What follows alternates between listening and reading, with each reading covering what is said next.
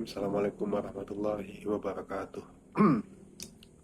Innal hamdalillah nahmaduhu wa nasta'inuhu wa nastaghfiruh wa na'udzu billahi min shururi anfusina wa min sayyiati a'malina may yahdihillahu faman yudlil wa may yudlilhu fala hadiyalah.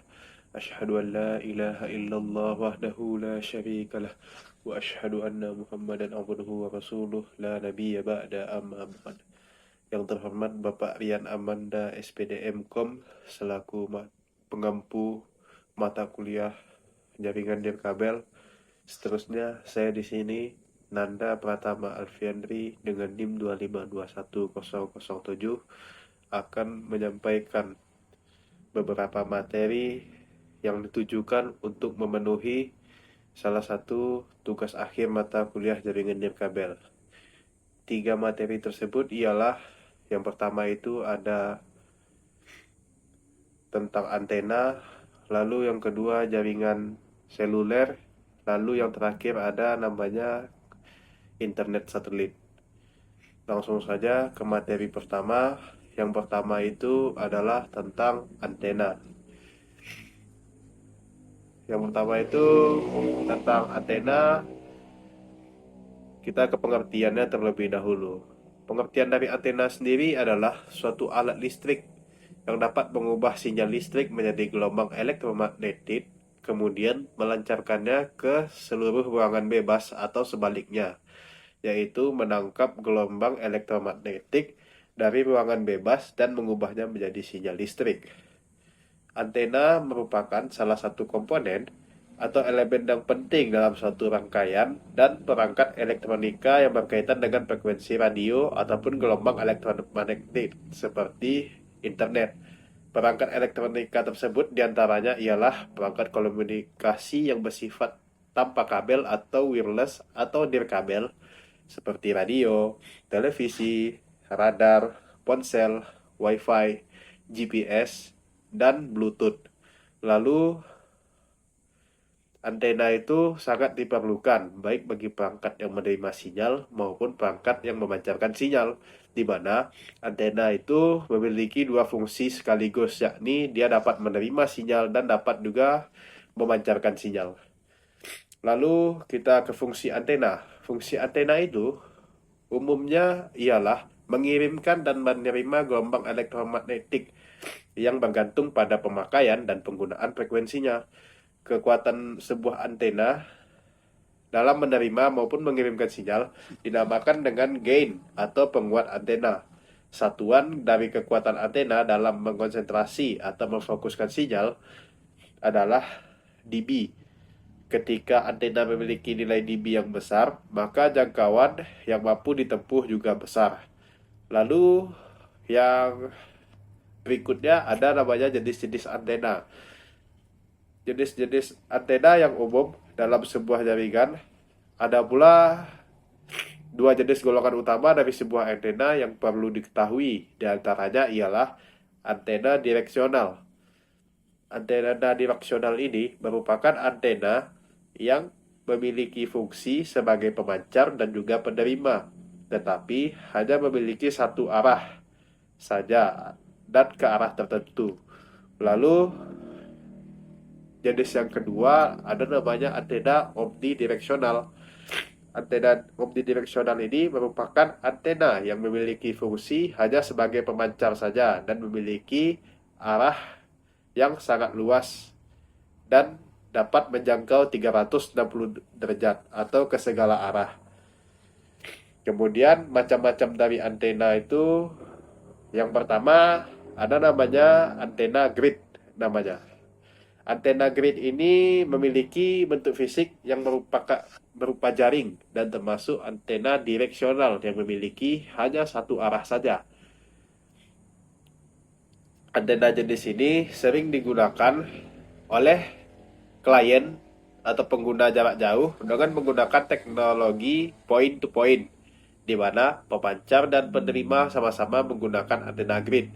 Contoh dari antena grid ini yaitu antena yang terpasang pada televisi kita. Ketika kita ingin mendapatkan gambar yang bagus, maka kita harus memutar-mutar antena kita agar mendapatkan sinyal dan gambar yang bagus pada TV kita. Fungsi dari antena grid ini yaitu menerima dan mengirimkan sinyal data dengan menggunakan sistem gelombang radio. Terdapat dua frekuensi dari sistem gelombang radio yang dimiliki atau yang bisa digunakan pada antena ini, yaitu 2,4 GHz dan 5,8 GHz. Sedangkan gridnya memiliki gain hingga 27 dBi. Lalu antena grid ini merupakan salah satu jenis antena pemancar WiFi yang banyak digunakan dan yang paling populer. Sudut pola pancaran pada grid ini lebih fokus pada titik tertentu yang sesuai dengan pemasangannya atau penggunaannya. Lalu yang berikutnya ada namanya antena Yagi. Antena Yagi ini merupakan antena pemancar yang berbentuk seperti tulang ikan. Dan penciptanya pertama kali ialah Hidetsu Yagi. Dari nama saya saja dapat diketahui bahwa Hidetsu Yagi ini adalah seseorang kewarganegaraan Jepang. Lalu antena Yagi ini dilengkapi dengan pengarah dan pemantul yang memiliki bentuk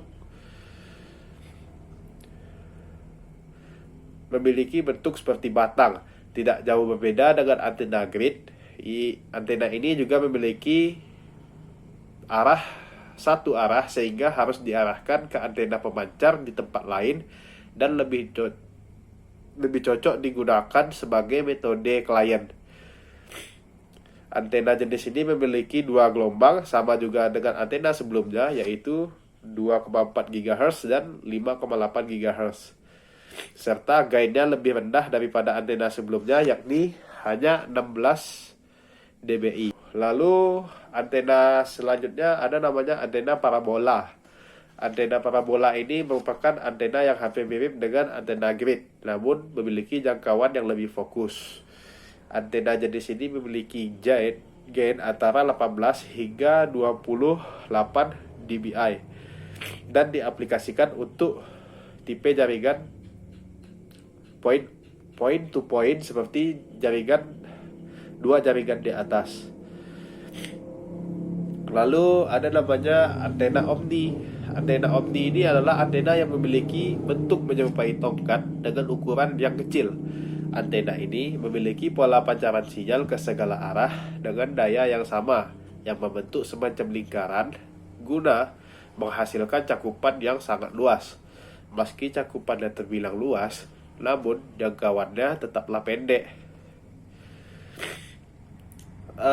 Satelit Omni ini juga memiliki dua frekuensi, yaitu 2,4 GHz dan 5,8 GHz, dan memiliki gain antara 3 hingga 13 dBi. Misalnya, biasanya antena Omni ini banyak digunakan sebagai hotspot di area sekolah, supermarket, perkantoran, warung yang menyediakan WiFi karena jaraknya hanya sekitar 100 hingga 500 meter saja. Lalu ada yang namanya antena sektoral. Antena sektoral ini mirip dengan antena Omni yang mampu menampung 5 klien sekaligus dan juga digunakan dalam jaringan point to multipoint. Jika pada antena Omni polarisasinya itu ke segala arah hingga sampai 360 derajat, maka antena sektoral ini memiliki polarisasi yang terbatas, yaitu hanya 180 derajat saja. Antena Omni ini memiliki gain di antara 10 hingga 19 dBi dan memiliki cakupan yang tidak terlalu luas, tapi mampu menjangkau jarak yang lebih jauh. Biasanya antena yang membentuk tabung ini dipasang secara vertikal dengan sektoral sudut sebesar 120 derajat. Lalu beberapa antena ini ada juga yang dipasang secara horizontal, dan umumnya antena ini diaplikasikan oleh tower GSM pada sinyal seluler HP. Lalu ada yang namanya antena wajan bolik. Antena wajan bolik ini milik seperti mirip seperti antena parabolik, hanya saja parabolik atau parabola. Hanya saja pada bagian reflektor parabolik disknya menggunakan bahan wajan.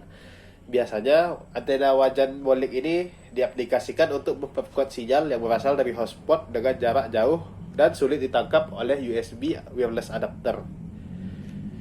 Lalu ada namanya antena VCP. Antena VCP ini juga termasuk ke dalam jenis antena pemancar WiFi yang terbuat dari pipa PCP yang dilapisi aluminium foil, sehingga antena ini lebih tahan terhadap berbagai cuaca dan tidak mudah berkarat meski dipasang di luar ruangan, karena dia dilapisi oleh aluminium foil sehingga melindungi komponen-komponen yang ada di dalamnya. Akan tetapi, antena VCP ini hanya mampu mencakup sinyal dalam jarak dekat antara 200 hingga 300 meter saja. Lalu ada namanya antena octaquad. Antena octaquad ini pada prinsipnya merupakan antena yang memancarkan WiFi dan masih ke dalam jenis antena sektoral, karena pola pemancaran sinyalnya hanya satu arah jika dibuat dalam sudut pemancar yang lebar. Antena ini materialnya lebih sedikit, berukuran lebih kecil dan ringan, serta memiliki gain di antara 14 dBi. Antena octaquad ini banyak digunakan untuk akses poin ketika klien berada dalam suatu area. Lalu ada yang namanya antena helix. Antena helix ini merupakan antena yang terdiri dari konduktor tunggal atau multikonduktor terbuka yang berbentuk helix. Helix ini merupakan antena direksional yang memiliki bentuk 3 dimensi yang menyerupai per atau pegas dalam diameter tertentu. Baik, sekian terkait dengan materi antena, jaringan antena pada komputer. Lanjut kita ke materi kedua, yakni sistem internet satelit atau sistem komunikasi satelit. Secara umum, satelit itu adalah benda yang mengorbit benda lain dengan periode revolusi atau rotasi tertentu. Untuk sedikit pengenalan saja, ada dua jenis satelit, yakni satelit alam dan satelit buatan. Satelit alam atau alami adalah benda-benda luar angkasa yang bukan buatan manusia yang sudah diciptakan Allah Subhanahu wa taala, yang mengorbit sebuah planet atau benda lain yang lebih besar dari dirinya. Misalnya, bulan adalah satelit alami bumi. Sebenarnya, istilah ini berlaku juga bagi planet lain yang memiliki sebuah bintang, bulan yang mengelilinginya. Lalu ada yang namanya satelit buatan yang akan kita bahas pada kesempatan kali ini. Satelit buatan itu adalah benda buatan manusia yang mengelilingi benda lain. Misalnya seperti di bumi ada yang namanya milik Indonesia, yakni satelit Palapa. Kemudian ada yang namanya jenis-jenis satelit. Yang pertama itu ada yang namanya astronomi satelit atau satelit astronomi, yang merupakan jenis satelit yang digunakan untuk mengamati planet, galaksi, dan objek lain di angkasa yang letaknya jauh dari permukaan bumi. Lalu yang kedua ada namanya satelit komunikasi. Satelit komunikasi tersendiri adalah satelit buatan yang dipasang di angkasa dengan tujuan telekomunikasi menggunakan radio pada frekuensi gelombang mikro. Kebanyakan satelit komunikasi menggunakan orbit geosinkron atau orbit geostasioner, meskipun beberapa tipe terbaru menggunakan satelit pengorbit bumi rendah. Lalu yang ketiga adalah satelit pengamat bumi, yaitu satelit yang digunakan untuk mengamati bumi dari orbitnya, seperti ada yang namanya satelit reconnaissance yang ditujukan untuk penggunaan non-militer, seperti pengamatan lingkungan, meteorologi, pembuatan map, dan lain-lain. Seperti contohnya ini adalah satelit yang digunakan oleh Google Map, di mana satelit itu bertugas untuk menangkap citra bumi yang nantinya akan dapat dipetakan. Lalu ada yang namanya satelit navigasi. Satelit navigasi sendiri adalah satelit yang menggunakan sinyal radio yang disalurkan ke penerima di permukaan tanah untuk menentukan lokasi sebuah titik di permukaan bumi. Salah satu satelit navigasi yang sangat populer adalah GPS yang dimiliki oleh Amerika Serikat. Selain itu, ada juga milik Rusia yang bernama GLONASS. Lalu ada yang namanya satelit mata-mata. Satelit mata-mata ini adalah satelit militer yang digunakan untuk komunikasi sesama mata-mata yang memiliki akses khusus yang tidak dapat diakses oleh orang lain. Lalu ada yang namanya satelit tenaga surya. Satelit tenaga surya ini adalah satelit yang dibuat di bumi, lalu menggunakan tenaga surya sebagai tenaga penopangnya, yang satelit ini tidak perlu diisi ulang apabila kehabisan daya di luar angkasa. Lalu ada yang namanya jenis satelit stasiun ruang angkasa, yaitu satelit struktur buatan manusia yang dirancang sebagai tempat tinggal manusia di luar angkasa. Stasiun luar angkasa ini beda dengan pesawat luar angkasa, di mana pesawat luar angkasa itu hanya dapat mengangkut dan tidak dapat tinggal berlama-lama di luar angkasa. Kemudian pembagian satelit sesuai dengan ketinggian orbitnya. Yang pertama ada namanya satelit dengan orbit rendah atau low Earth orbit atau disingkat dengan LEO. LEO ini hanya memiliki tinggi 300 hingga 1500 km di atas permukaan bumi. Lalu ada yang namanya satelit orbit menengah atau medium Earth orbit atau disingkat dengan MEO. MEO sendiri memiliki ketinggian orbit sekitar 1500 hingga 3600 km. Lalu ada yang namanya satelit dengan orbit geosinkron atau geosynchronous orbit atau disingkat dengan GSO, yang memiliki ketinggian orbit sekitar 35.790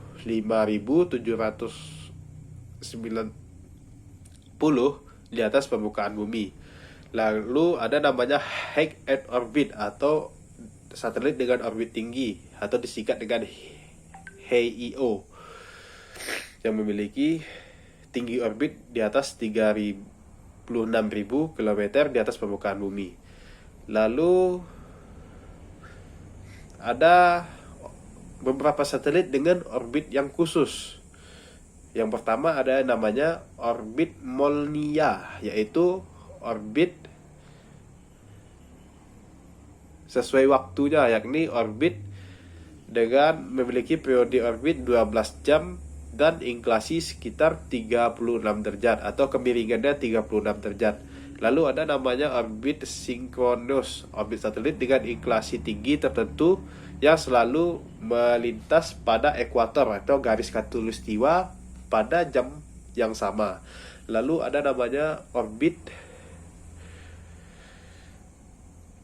satelit orbit polar, ya ini satelit orbit yang melintasi kutub, ya ini kutub utara dan kutub selatan. Selanjutnya kita akan masuk kepada kelebihan dan kekurangan sistem komunikasi satelit atau internet satelit. Kelebihan dan kekurangan tentu ada pada setiap ciptaan manusia, karena yang namanya manusia dan ciptaannya tentu memiliki kelebihan serta kekurangan. Karena manusia hanya dituntut untuk mengejar kesempurnaan, bukan menjadi orang yang sempurna. Lalu apa saja kelebihan dan kekurangan dari internet satelit itu? Yang pertama itu kelebihannya. Kelebihannya yang pertama yaitu dapat mencakup jangkauan yang sangat luas.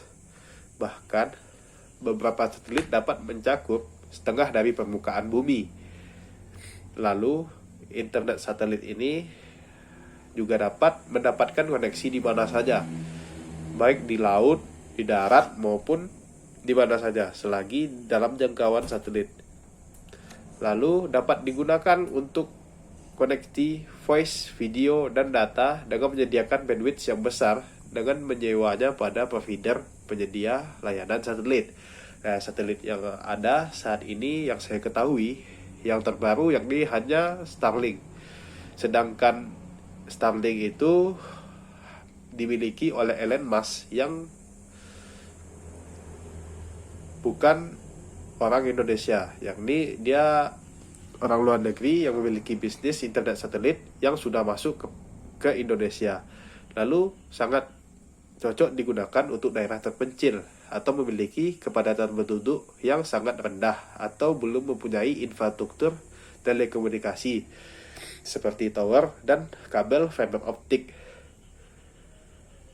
Sedangkan yang terakhir itu alat VSIT itu dapat dipasang di mana saja selama masuk ke dalam jangkauan internet satelit. Lalu kekurangan dari internet satelit itu sendiri apa saja? Yang pertama itu koneksi internetnya rentan terhadap gangguan cuaca seperti badai, petir, hujan, dan gangguan cuaca lainnya. Lalu alat yang digunakan itu memakan banyak tempat. Kita harus menyediakan lahan khusus lah untuk alat jika kita menggunakan alat VSAT atau VSIT deh. Lalu mempunyai tingkat hambatan yang lebih tinggi daripada kabel, karena kita akui kabel itu hampir tanpa hambatan. Lalu harga pemasangannya itu relatif mahal karena membutuhkan banyak alat, karena sangat langka sekali provider-provider lokal yang menyediakan jaringan satelit, bahkan belum ada. Kita bandingkan harganya, misalnya IndiHome itu yang paling murah itu ada yang sampai 230.000, sedangkan IndiHome itu adalah internet yang berbasis fiber optik. Sedangkan Starlink milik Elon Musk itu yang paling murah itu 800.000 atau sekitar 790-an. Itu sangat berbanding, itu sekitar 3 kali lipat dari biaya internet fiber optik. Lalu yang terakhir kelemahannya ini yang paling fatal, yaitu mudah terkena sun outage, di mana kondisi bumi, satelit, dan matahari itu sejajar. Jika hal ini terjadi, maka satelit mengalami intervensi sesaat sehingga komunikasi benar-benar hilang. Mungkin hanya itu yang dapat saya sampaikan terkait dengan materi internet satelit. Semoga bermanfaat. Saya akan lanjut kepada materi jaringan seluler. Pada dasarnya, teknologi jaringan mobile atau mobile seluler ini digunakan untuk mengirim pesan, di mana akan memudahkan seseorang untuk berkomunikasi. Pada mulanya, teknologi mobile seluler ini menggunakan dua kabel yang dihubungkan pada satu perangkat. Perangkat tersebut bernama telegraf. Sedangkan telegraf ini hanya bisa menghubungkan dua orang saja. Dan kelemahannya itu sangat fatal. Hanya dua orang yang bisa saling terhubung. Misalnya titik A dengan titik B. Hanya titik A dan titik B yang terhubung kabel itu yang dapat berkomunikasi. Sedangkan titik C, titik D, titik F itu sama sekali tidak dapat berkomunikasi karena kabelnya hanya mampu menghubungkan dua perangkat saja. Lalu setelah zaman berlalu, berkembanglah teknologi yang namanya 1G, yaitu generasi pertama mobile seluler yang dapat mengirimkan pesan dengan sinyal radio dalam frekuensi yang berbeda, yang digunakan pada sistem komunikasi seluler untuk menggunakan sistem analog atau FM yang umumnya dikenal sebagai AMPS atau Advanced Mobile Phone System. Teknologi ini ditemukan pada sekitar tahun 1970-an, di mana pada saat itu teknologi generasi pertama ini adalah teknologi jaringan pertama yang digunakan untuk berkomunikasi secara lisan saja. Lalu Teknologi ini memiliki beberapa kekurangan, yaitu kecepatan transmisi yang rendah atau low speed hanya sekitar 14,4 kbps saja, sehingga suara yang dihasilkan tidak terlalu jelas atau noise, dan tidak dapat melakukan pengiriman dan penerimaan pesan teks, serta belum dapat digunakan dengan akses internet untuk melakukan browsing. Kemudian, yang kedua adalah teknologi 2G. Selain dengan generasi 2G, 2G itu adalah generasi kedua. Dari namanya saja dia 2G, yaitu pengembangan dari 1G. Teknologi mobil seluler generasi kedua ini ditemukan kisaran tahun 1990, di mana kita mengenal sistem pertama yaitu sistem GSM dan CDMA yang bisa dibilang memiliki banyak kelebihan dibandingkan dengan generasi pertama. Di mana kelebihannya kita dapat berkomunikasi dengan lisan, suara yang terdengar lebih jernih, dan keamanan terjaga dengan kapasitas yang lebih besar. Teknologi ini juga mempunyai kekurangan, yaitu kecepatan yang masih sama dengan kecepatan mobile seluler 1G, di mana kecepatan yang dilakukan hanya 9 hingga 14,4 KB saja. Jika ingin menggunakan internet di masa ini, kita harus menggunakan dial-up yang dihitung secara per menit. Lalu ada yang namanya teknologi 3G. 3G ini diciptakan pada tahun 2000-an, di mana teknologi ini dapat mengakses internet dengan kecepatan transmisi data yang lebih kencang daripada 2G. Sebelum masuk ke teknologi 3G, dan antara teknologi 2G dan teknologi 3G ada yang disebut dengan teknologi 2,5G, di mana kecepatan dalam mengakses internet telah mencapai 150 kbps. Teknologi ini memiliki layanan EDGI atau Exchange Data Rate of GSM Evolution dan GPRS atau General Packet Radio Service.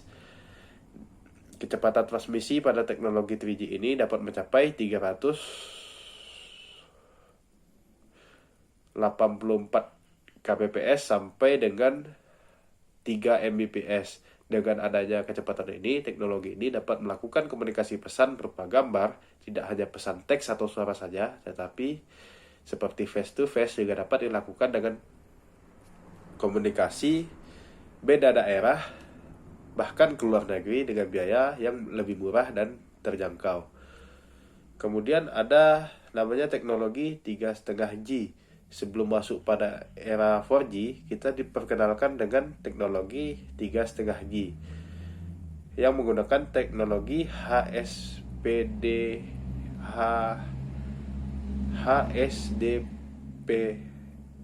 atau High Speed Down Packet Link Access, di mana teknologi ini merupakan perkembangan dari akses 3G karena kapasitas yang cukup tinggi, sehingga kita dapat menggunakan internet untuk menonton video, juga dapat melakukan video call dengan kecepatan yang sangat tinggi.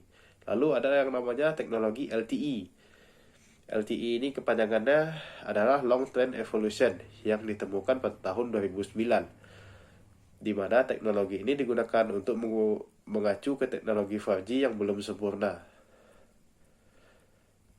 Kecepatan teknologi ini tergantung kepada teknologi LTE-nya sendiri, karena banyak orang yang mengungkapkan bahwa 4G dan LTE sama, tetapi sebenarnya teknologi LTE ini sangat berbeda dengan teknologi 4G.